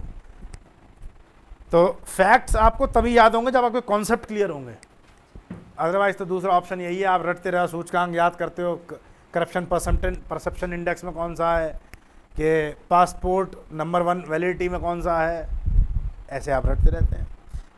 देखिए मैम हो गया, अब लिखना है फटाफट जल्दी से, एक एक लाइन में लिखिएगा। सबसे पहले कौन सा, यू शेप वैली लिखिए। U shape valleys are formed by the erosion of V shaped valleys. U shaped valleys are formed by the erosion of V shaped valley by glaciers. U घाटियों का निर्माण, यू आकार की घाटी का निर्माण we आकार की घाटी से ही हिमानी द्वारा formed by the V shape valley by glaciers. U आकार की घाटी का निर्माण वी आकार की घाटी से ही हिमानी द्वारा होता है, हिमानी के अपर्दन द्वारा होता है। ये ध्यान रखना, कौन सी इरोजन से बनी है, कौन सी डिपॉजिट से बनी है। नेक्स्ट लिखिए जल्दी से, सारा टाइम तो इसी में चला जाता है। दूसरी लिखिए हैंगिंग वैली। जब मुख्य हिमानी के ऊपर सहायक हिमानी का जब मुख्य हिमानी के ऊपर सहायक हिमानी का निर्माण होता है, सहायक हिमनद या हिमानी दोनों ही बातें कह सकते हैं, का निर्माण होता है, तो सहायक हिमानी लटकती हुई सी मालूम पड़ती है, जिसे लटकती हुई सी मालूम पड़ती है। बस हिंदी में तो इतना ही लिखना है, इंग्लिश में लिखिए। When the sub glaciers are formed over the when the sub glaciers are formed over the main glacier, sub glaciers are formed over the main glacier,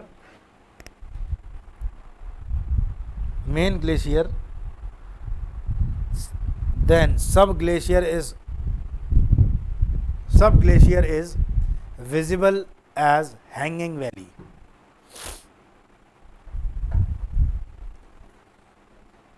hanging valley. Vinayak next कौन सी थी? सर्क्स। सर्क्स का लिखिए, हिमानी का निक्षेपण, हिमानी का निक्षेपण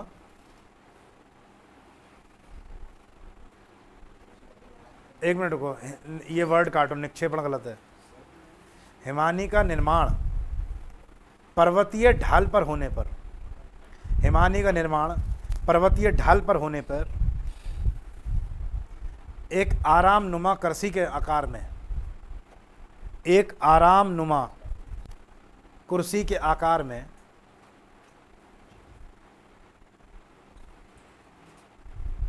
दृश्यमान प्रतीत होती है या दिखती है। शॉर्ट में लिख लो बस, ज़्यादा बढ़िया सा अगर लिखना है तो दृश्यमान प्रतीत होती है, शुद्ध हिंदी लिखनी है, अदरवाइज इट इज़ विजिबल, है ना, बस लिख लो दिखती है।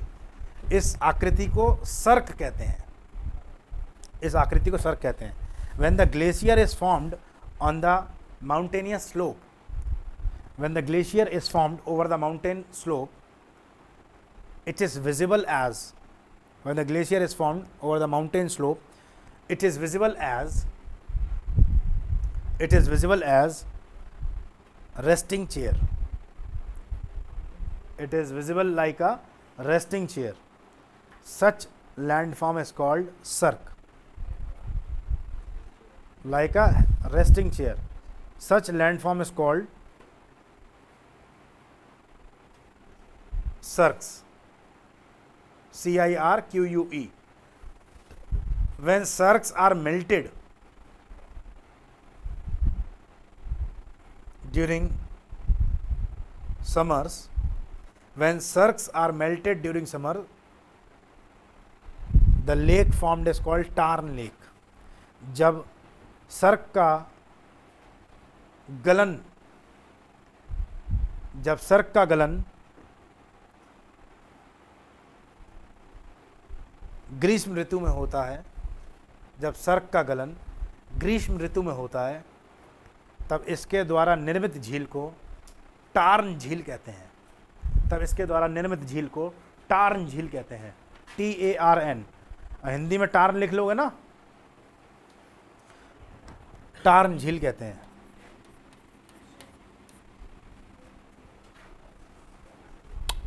नेक्स्ट क्या था? एरीट। एरीट लिखिए,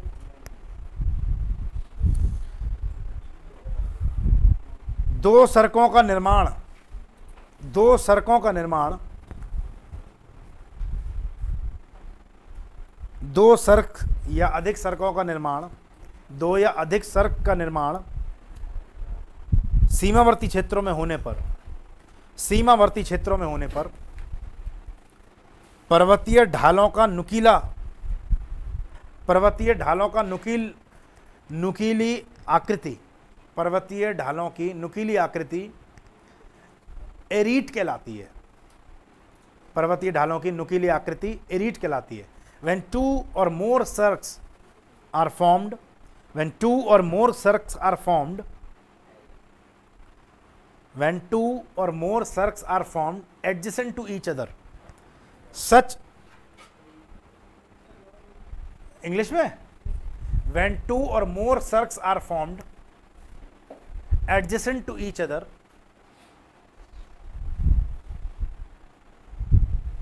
which results in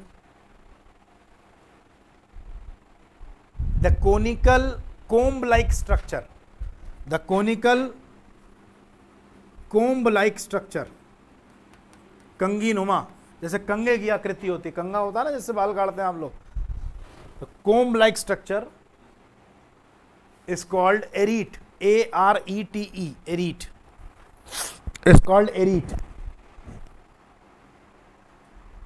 ठीक है, कुछ छूटा रहा दर्शन जी?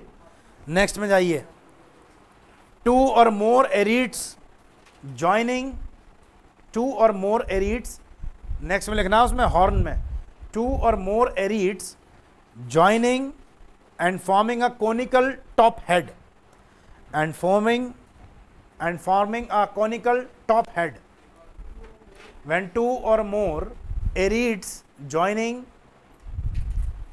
and forming a conical top head, such landform is called horn. जब दो या अधिक एरीट एक साथ जुड़ते हैं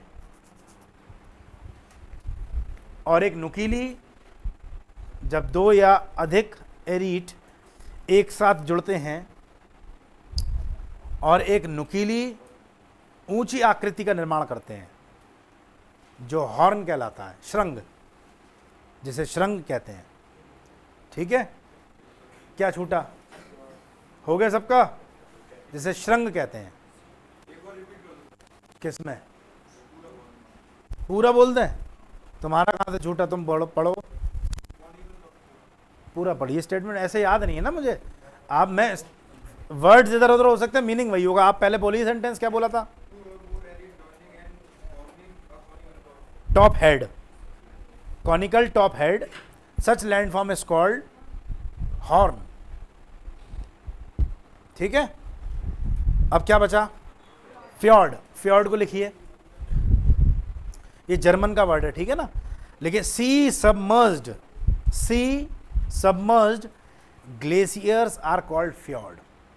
सी submerged glaciers are called fjord. These are found normally near the coast. Sea submerged glaciers are called fjord. These are found generally near the coast. समुद्र में विलीन या समुद्र में डूबे हुए, जैसे आपको लिखना है लिख लीजिए, बल्कि ज़्यादा बेहतर शब्द होगा समुद्र में जलमग्न। समुद्र में जलमग्न हिमानी फ्यॉर्ड कहलाती है। ये प्रायः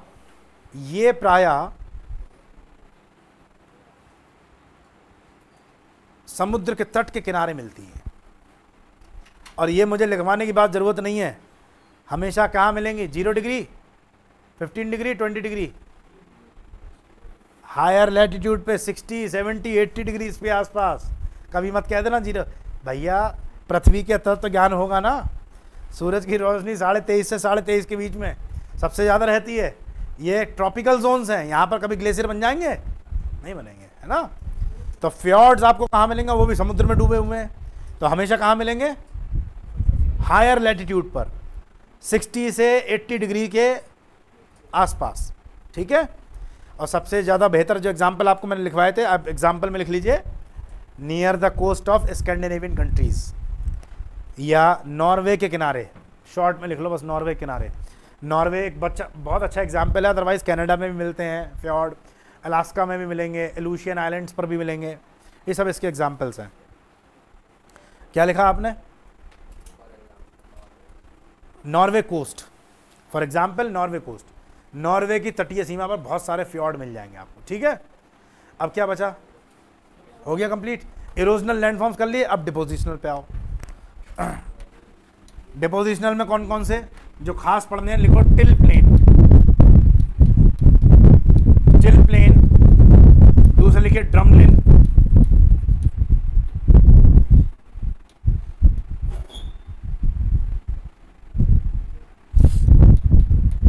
टिल प्लेन, ड्रमलिन और एस्कर्स। अब ये नाम आपको पहली बार इसलिए अजीब से लग रहे होंगे तो पहली बार पढ़ रहे हैं, और प्लस रिसर्च हमारे यहाँ नहीं होती है। हमारे यहाँ तो क्या होता है, जब मास्टर पढ़ा रहा होता है तो बातें की जाती हैं, हंसी मजाक की जाती है, गांव में गुड्डे गुड़िया खेले जाते हैं। क्लास में कहाँ बोले क्या मज़ा है इसमें। जीवन का आनंद तो सुबह देर तक सोने में और फ्रेंड्स के साथ मस्ती करने में, क्लास टाइम बंक मारने में, और क्लास में बैठे हैं तो। इसलिए इंडिया का लेवल ऑफ रिसर्च बहुत कम है। रिसर्चें हो रही हैं 18वीं सेंचुरी में, 19वीं सेंचुरी में। अपने यहाँ तो एक ही काम आता है, अपना पेट भर जाए और अपनी वासना पूरी हो जाए, इच्छाएं पूरी हो जाए, बस। क्या करना पढ़ लिख करके। अब ये तो नौकरी की पढ़ी है, तब तो पढ़ रहे हो। घर में ज़मीन जायदाद खूब ठीक ठाक होते 400-500 बीघा के मालिक, बोले कौन पढ़ेगा, इतना गन्ना पड़ा हुआ है, ऐसे इसी को बेचूंगा आराम से। तो जर्मन या वेस्ट यूरोप के कंट्रीज़ में जब रिसर्च हो रही तो वो नाम भी तो अपने ऐसे ही रखेंगे, इसलिए हमको अजीब लग रहा है। और अपने आप में कॉन्फिडेंस रखिए, अपने ऊपर आत्मविश्वास रखिए। आपके दिमाग की क्षमता आपको नहीं पता, लेकिन मुझे पता है। आप नहीं समझ पा रहे उस चीज़ को, क्योंकि आप लोग हनुमान जी सब समझो अपने आप को। आपको अपनी स्किल्स ही नहीं पता है कितनी है, बस आपने रुचि नहीं दिखाई उस काम में। रुचि बहुत है आप लोगों में, रुचि क्रिएट लाओ, बस इंटरेस्ट क्रिएट करो, अब फिर देखो अपने दिमाग की कैपेसिटी क्या नहीं याद रहता है। समझ रहे, आपको बहुत चीज़ें याद रहती हैं। गाने कितने पुराने गाने याद होंगे, एक के बाद एक, बस एक लेटर देने की ज़रूरत है। उसके बाद देखिए कैसे वर्ड टू वर्ड आप मुझे ज़्यादा अच्छे से करेक्ट कर दोगे। ठीक है, कॉन्फिडेंस रखो, आप ही करोगे, आप ही जैसे बच्चे करते हैं, कोई दूसरे ग्रह से नहीं आते हैं। ठीक है, आप खुद ही कर लेंगे उसमें। अब आइए देखिए, ये 3 तरीके के हमको पढ़ने की बहुत ज़रूरत है, तो जल्दी फटाफट देखते हैं टिल प्लेन क्या होता है। अब फिर से वही, अब ये सारे कैसे हैं, डिपोजिशनल। तो डिपॉजिट क्या करेगा, सेडिमेंट्स, और ग्लेशियर के सेडिमेंट्स को हम क्या बोलते हैं, मोरेन्स। अभी बताइए आपको मैंने मोरेन का डायग्राम भी दिखाया था। इसमें भी क्या क्या होंगे, या तो बड़ी चट्टानें हो सकती हैं, बजरी हो सकती है, बोल्डर्स बड़े बड़े गोलाश में हो सकते हैं, पत्थर, या रेत और सिंट, ये भी हो सकता है। तो केवल साइज का डिफरेंस है। ठीक है, देखिए, तो जब कभी ग्लेशियर बड़ी बड़ी चट्टानों को और बजरी को डिपॉजिट कर दे, और डिपॉजिट करने के बाद उस पर घास फूस हो गया है बहुत लंबे समय बाद, तो ऐसा प्लेन टिल प्लेन कहलाता है। ठीक है, टिल प्लेन के एग्जाम्पल्स बहुत सारे आपको वर्ल्ड के फेमस एग्जाम्पल्स मिलेंगे। प्रेरीज का मैदान, प्रेरीज का प्लेन कहाँ मिलेगा शिवी, प्रेरीज प्लेन कहाँ मिलते हैं, यूएसए में, कनाडा में, नॉर्थ अमेरिका में जो प्रेरीज के मैदान है। यूएसए में मक्का बहुत होती है वहाँ पे प्रेरीज के मैदानों में, और कनाडा में गेहूँ। अब ये देखो, फिर मैं भैया आपको एक बार बोल रहा हूँ, मैं एक्स्ट्रा टाइम मांगा मैंने कोचिंग में, समझ बना सकूँ आपने। एक बार अगर आपको ये आ गई तो फिर मेरे रटवाने की जरूरत ही नहीं पड़ेगी आपको कि कहाँ प्रेरीज, ऐसा क्यों हो रहा है सर, वहाँ पे ही गेहूँ हो रहा है। तभी तो समझ पाओगे जब कि गेहूँ को टेम्परेचर कितना चाहिए, रेनफॉल कितनी चाहिए, अपने आप समझ जाओगे। मैप देख करके अच्छा ऊंचाई पर है तो वहाँ पे गेहूँ होगा। अर्जेंटीना के पेम्पास के मैदान में गेहूँ होगा, चावल नहीं हो सकता।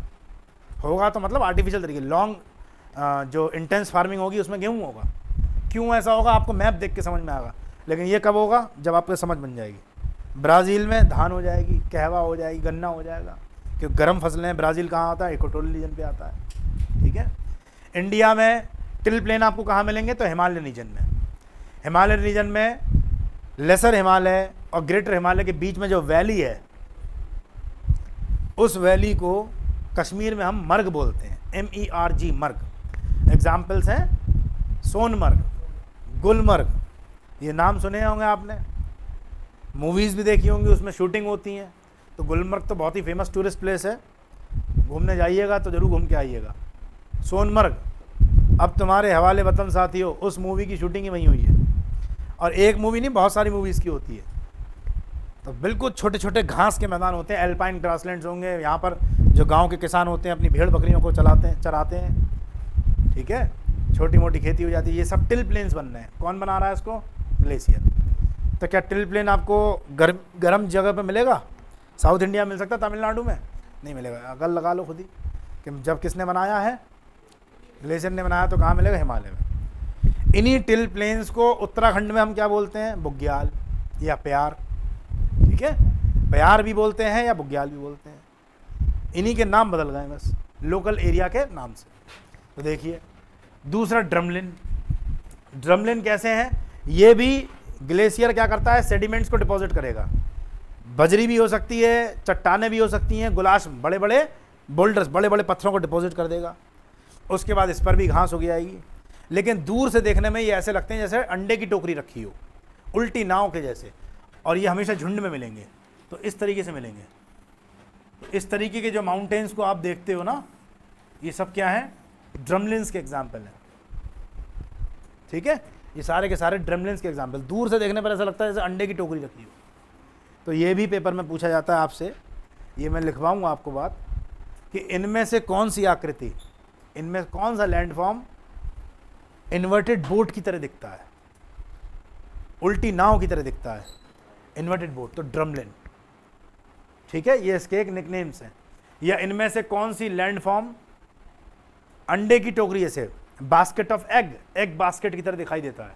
तो अंडे की टोकरी तो आपने देखी होगी कैसे दिखते हैं। उसमें टोकरी रख, एक मतलब एक पूरी क्रेट होगी, उस क्रेट में अगर अंडे रख दो तो कुछ इस तरीके से दिखाई देंगे अंडे, दूर से अगर उसकी पिक्स लें तो अभी मैं आपको, ये तो 2D फिगर है, मैं इतना ही बेहतर एग्जाम्पल बना सकता हूँ आपके सामने, डायग्राम बहुत अच्छा आपको अभी मैं दिखाऊंगा, ठीक है। तीसरा होता है एस्कर्स। एस्कर्स बेहतर होगा, दिखा दूं समझाने से ज़्यादा बढ़िया। आइए अब हम देखते हैं इमेजेस ऑफ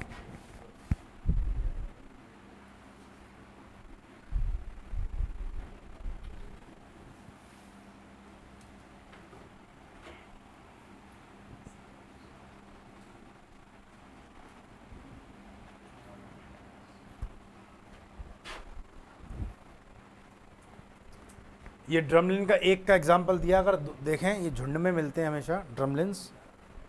ये है ड्रमलिन्स, ठीक है। देखो ये देखो, ज़्यादा बेहतर एग्जाम्पल है। तो दूर से देखने पर कैसा लग रहा है आपको? अब मुझे तो इमेज यहाँ से ब्लर दिख रही है, आपको साफ दिख रही है थोड़ी बहुत? देखिए ये ऐसा लग रहा है दूर से देखने में जैसे अंडे रखे हो। ये सब ड्रमलिन्स के एग्जाम्पल हैं। या इन्वर्टेड बोट की तरह, ठीक है। किसने बनाया है? ग्लेशियर। ग्लेशियर की डिपॉजिट फॉर्म्स हैं, ठीक है। ये ड्रमलिन का अगर स्केच बनाते हैं तो हम लोग ऐसे बनाते हैं, बुक्स में अगर करना है तो। और कोई अच्छा सा दिख रहा है इमेज? ये अब ये तो सही है, तो दिख रहा है आपको, लेकिन ये तो एक हैंडमेड है, ऐसी मैं रियल की इमेज दिखाना चाह रहा हूँ आप। ये भी कुछ हद तक ड्रमलिन जैसे ही दिख रहे हैं। चलो समझ में आ गया ना आपको ड्रमलिन? बस बात खत्म करो, अब अगला आओ। कौन सा था? Till plane. टिल प्लेन तो वैसे आपको सिंपल प्लेन जैसा ही दिखाई देगा।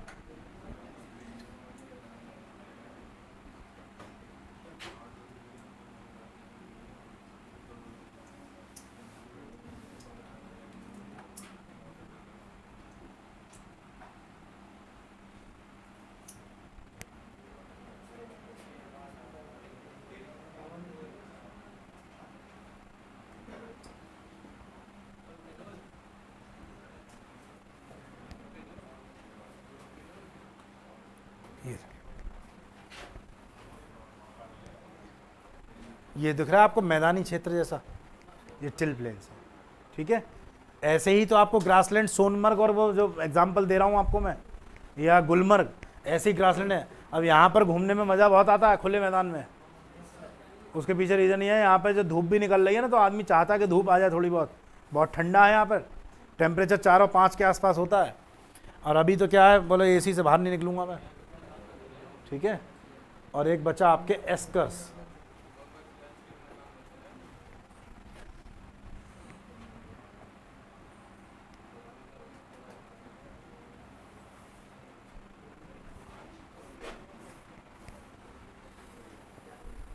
ये है एस्कर्स का। अब क्या हुआ कि मैदानी क्षेत्र में, सॉरी माउंटेन्स के मैदान, प्लेन्स में, घाटी में, किसी वैली में छोटे छोटे बजरी, अब यहाँ पे बड़े पत्थर नहीं मिलेंगे, छोटी बजरी और रेत का इकट्ठा हो जाना, ऐसी डिपॉजिट करने के बाद एक पतला सांप जैसा लगता है, एक स्नेक लाइक स्ट्रक्चर। तो ये भी पेपर में लिख के आता है कि स्नेक लाइक स्ट्रक्चर इनमें से कौन सी बनेगी, तो सांप के आकार का, दिखना ऐसा लग रहा है जैसा स्नेक जैसा हो, ये स्ट्रक्चर एस्कर कहलाती है। अब ये एस्कर्स का बेनिफिट बहुत बड़ा है। पर्वतीय क्षेत्र में जब आपको रेलगाड़ी की रेलवे ट्रैक्स बिछाने होते हैं तो इन्हीं एस्कर्स पर बिछाए जाते हैं, ठीक है। तो eskers are benefited for laying down the tracks for the railway tracks या कंस्ट्रक्शन ऑफ द रोड्स। तो ये एस्कर्स की वहाँ पर बहुत ज़्यादा इंपॉर्टेंस रहती है, ठीक है। हमें भी जोक सुना दो, हम भी हंस लेंगे। और आपको शायद पता नहीं हो, ये आप ही के लिए खुफिया लगाया गया है, इसीलिए भैया जी बहुत आज अच्छे से बैठे हैं।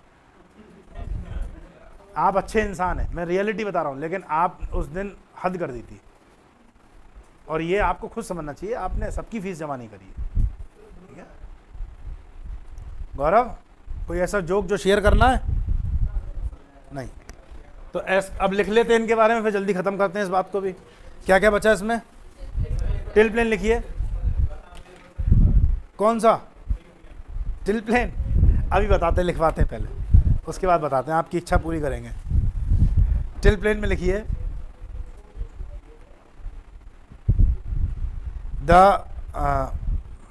पहले हिंदी में या इंग्लिश में? हिमानी द्वारा निक्षेपित, अब यहां पे वर्ड सारे में डिपॉजिट आएंगे। हिमानी द्वारा निक्षेपित बजरी गोलाश्मों का अवसाद, बजरी गोलाश्म का अवसाद से निर्मित आकृति, से निर्मित आकृति टिल मैदान कहलाती है। हिंदी में भी टिल मैदान लिखना है।